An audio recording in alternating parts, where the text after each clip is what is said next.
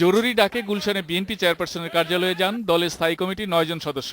তাদের সাথে প্রায় ঘণ্টা দেড়েক বৈঠকের পর গণমাধ্যমের মুখোমুখি হন বেগম খালেদা জিয়া। 15 দিন অবরুদ্ধ থাকার পর নিজ কার্যালয়ে এটাই তার প্রথম সংবাদ সম্মেলন। শুরুতেই দেশবাসী ও গণমাধ্যমকে ধন্যবাদ জানান বেগম খালেদা জিয়া। একই সঙ্গে অবরোধে সহিংসতার জন্য ক্ষমতাসীন আওয়ামী লীগকে দায়ী করেন তিনি। এই ঘটনার সঙ্গে জড়িত সত্যিকারে আওয়ামী লীগই জড়িত।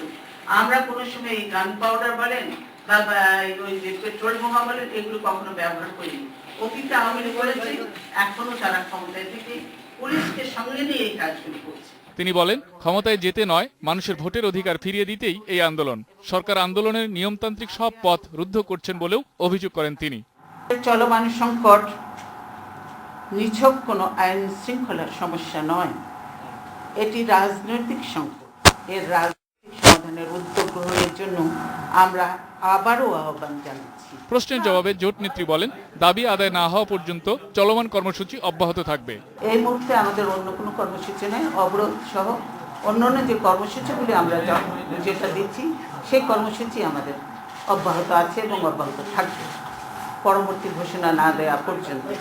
কার্যালয় ছেড়ে বাসায় ফেরার ব্যাপারটি একান্তই তার ব্যক্তিগত বিষয় বলে জানান সাবেক এই প্রধানমন্ত্রী। আমার অফিসে আমার কাজ আছে, আমি আমার কাজ করব।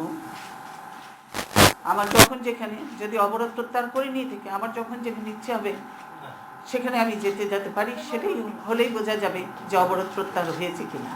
জীবনের বিনিময়ে রাজনীতি নয়, বাধ্য হয়েই এই কর্মসূচি দিয়েছেন বলে সংবাদ সম্মেলনে দাবি করেন বেগম খালেদা জিয়া। Ilias Hossain, Independent News, Dhaka.